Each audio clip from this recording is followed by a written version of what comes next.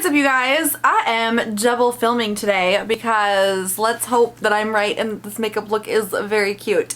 But in my last video that I filmed, which this is not going up anytime close to that, I just need to get this stuff moved. I just filmed like a get ready with me using all new products, new to me anyways. And in that video I mentioned that I'm like in the process of decluttering a bunch of stuff, and I've got a bunch of products that I regret buying that didn't work out for me. It's just shitty products, you guys. So I figured I'd go ahead and film that. Why not?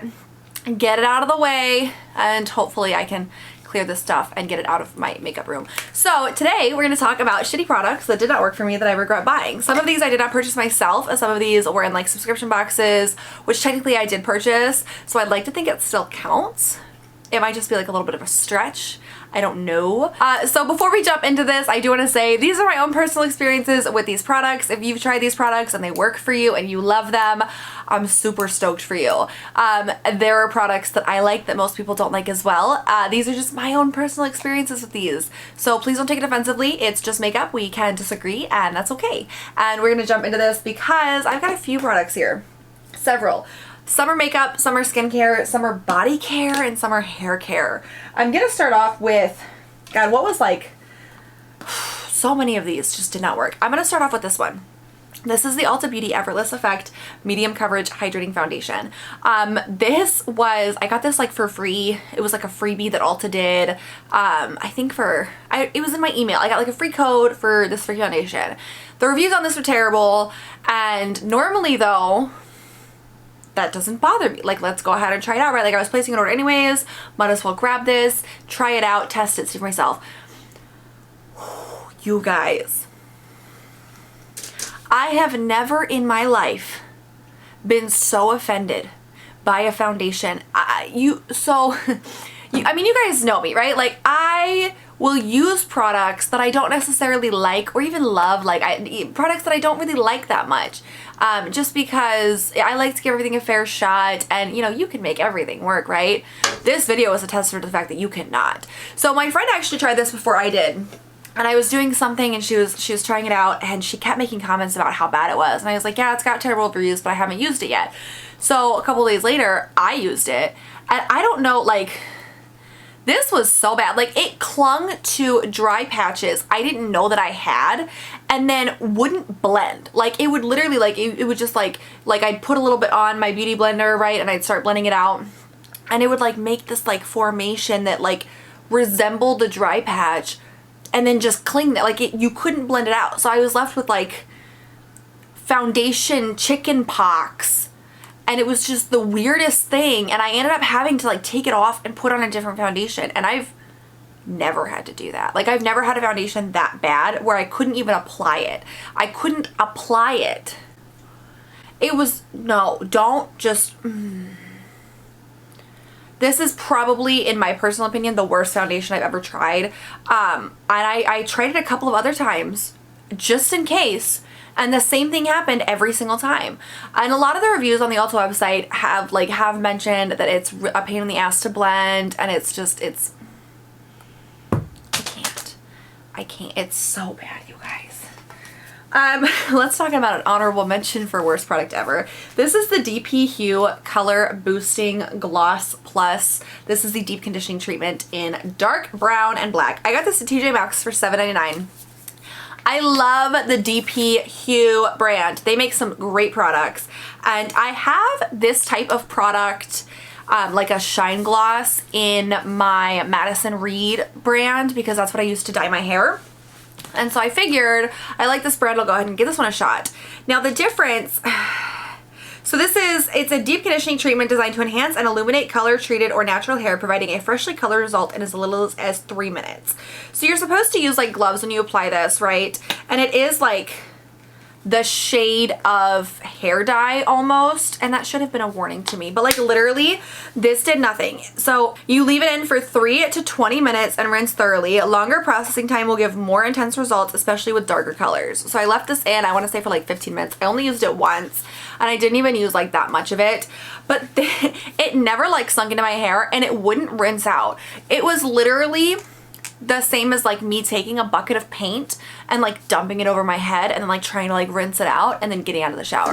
It stained everything. I had to get new pillowcases because even though like the water was running clear, like it was worse than dyeing my hair. When I dye my hair, I expect to have a little bit of like just color pigment, you know, kind of fade a little bit because that's what always happens. But this was like, it was fading in chunks. It was just, there was so much excess that wouldn't rinse out, and it was literally just like applying paint to my hair. No, it was so bad. And I don't understand like if I did something wrong because I followed the instructions, you know, and I don't know. It says you can dilute it with conditioner, and I probably would have tried that if I had had any type of better luck with this than I actually did, because I can't ever try that ever again. I hate it. I hate it so much. It's on the floor now. Also, so if you guys have been following me for a while now, you know that I'm no longer supporting Jeffree Star, but I am trying to use up the products that I have from his brand because obviously the money's already spent. So this is the Jeffree Star Velour Lip Scrub in Rootbeer. When I first got this, I was super stoked because I had been wanting to try one of his lip scrubs. Eventually, I decided to no longer support him, but I had the lip scrub and I hadn't tried it yet for God knows what reason. I will give him this. This smells incredible. It smells like root beer. It smells like those root beer flavored candies. It's so good. The issue though is it's very... So like this is just, after using it for a while, it's like hardened, but like not completely, like it's almost chunky now. And I don't fully, like, I don't know. And this is the weird part, right? Is I used it and I started noticing, and my lips are still recovering from this, by the way. I started noticing that my lips were like overly chapped and I couldn't figure out why. And like lip masks, lip balm, chapstick, like everything that I was doing was just making it worse. And like it was like the skin on my lips was like flaking, and it still is. I'm still trying to fix the damage done.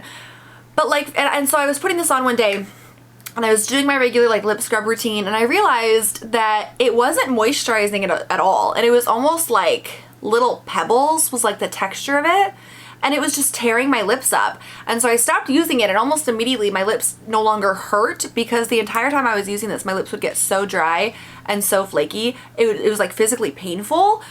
So I had some type of reaction to this, I don't know, but the texture of this is very odd. It's way different than the other lip scrubs that like I have or I've tried, and I didn't like this one, and was just a total fail because it was just so, it was so like bizarrely off. And so I mean, like I'm kind of honestly happy about this one though, because at least I don't have any desire to purchase these again, if that makes sense. Like beyond my regular desire to like not support the brand, at least I'm not going to like miss that product. A couple of random body scrubs. I have a couple of body scrubs. This is the Bath & Body Works Aromatherapy Balance Juniper and Coriander Clay Body Scrub. I picked this up from Bath & Body Works, I think during like the semi-annual sale. I think I did a video on it too. Let's see if I can find it.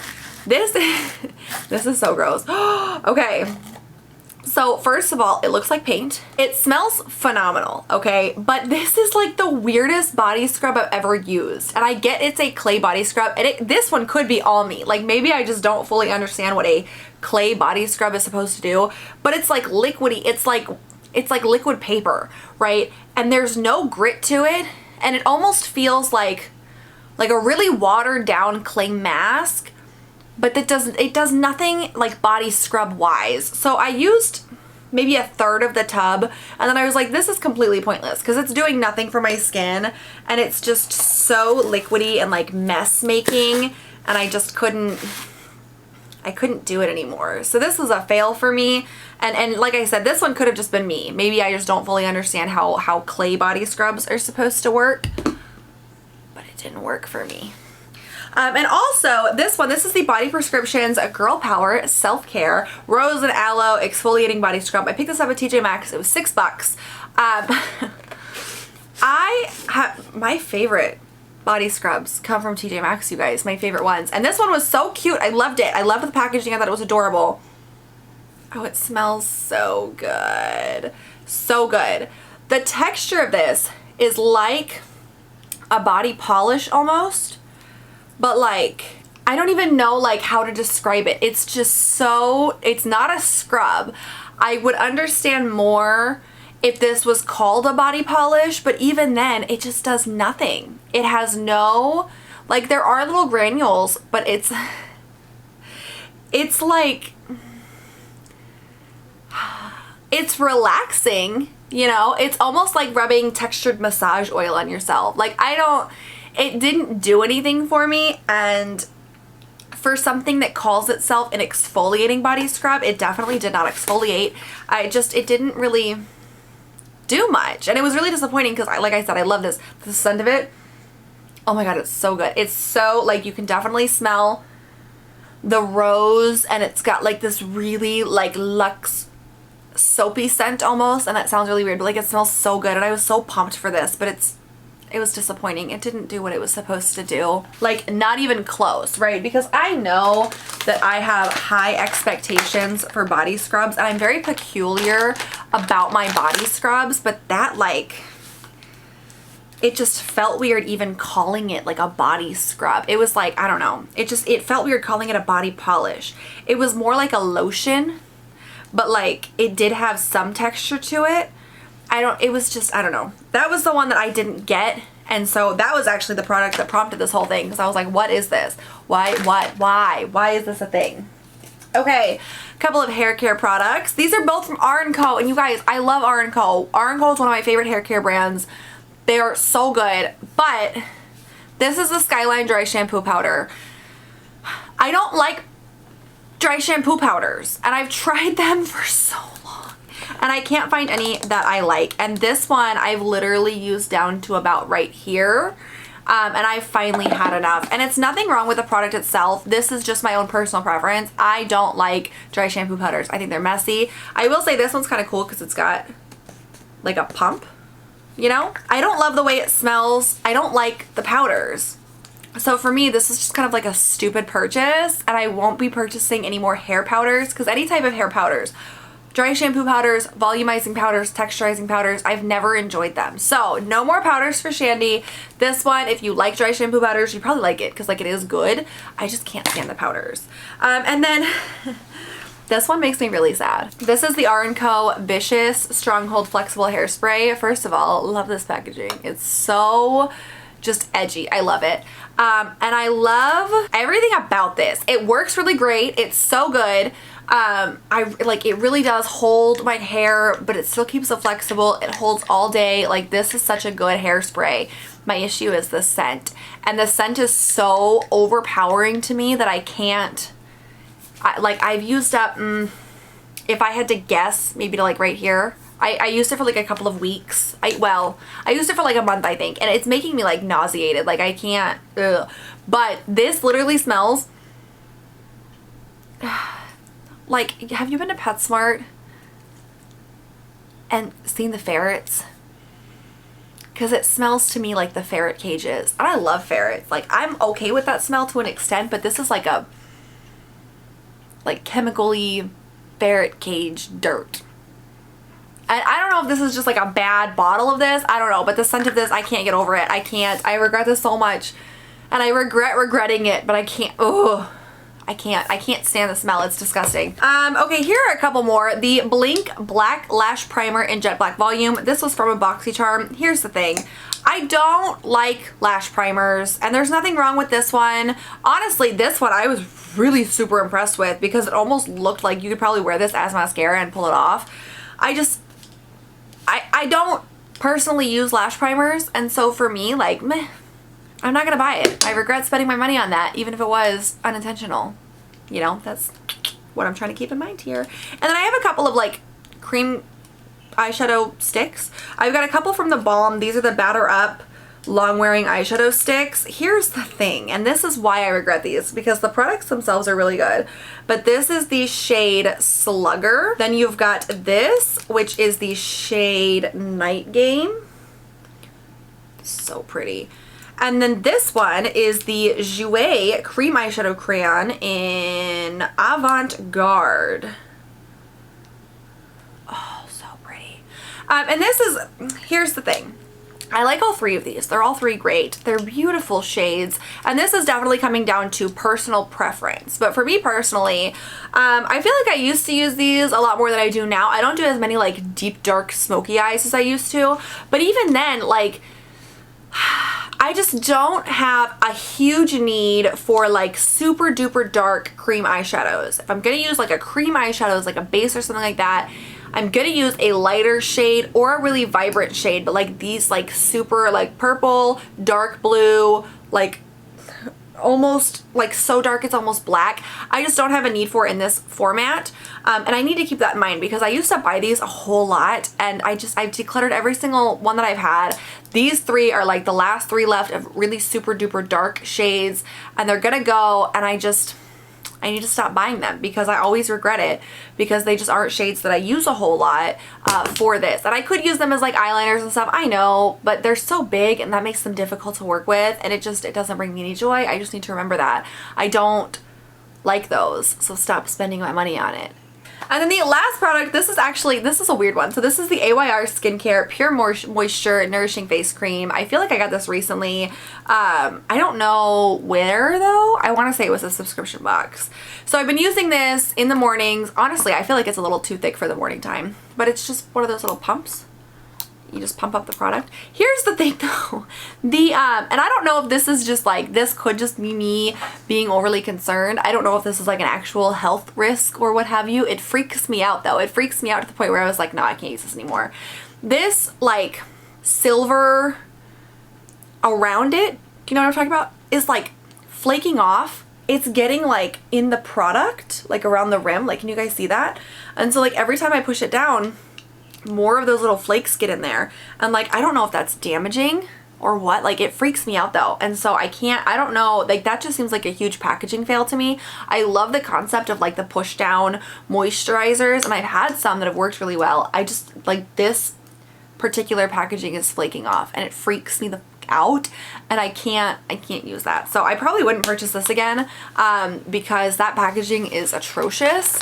And hopefully in the future they can figure that out. But this was a total fail for me because I liked the product. It was a really nice, rich, thick moisturizer. This packaging though, I could not get past that. Like, is that dangerous? I feel like that's really dangerous. I don't know though. So yeah, I couldn't get past it. Yeah, okay. So that is the products that I currently have that I regret buying. I'm sure in the future I'll be able to do more of these, especially as I get a little bit more critical of what I have in my collection and what I'm bringing into my collection, and a little bit more critical about my subscription boxes. So let me know down below the number one thing that you regret purchasing for whatever reason. Like, make it as petty as you can, because I will admit I love the petty reasons. You know, it's keeps it real, you know? That's the true you comes out when you show your petty side. Thank you guys so much for joining me today. Please make sure you give this video a thumbs up if you enjoyed it. Please make sure you hit that subscribe button if you'd like to see more of me, and I will catch you guys next time. Have a great one. Bye.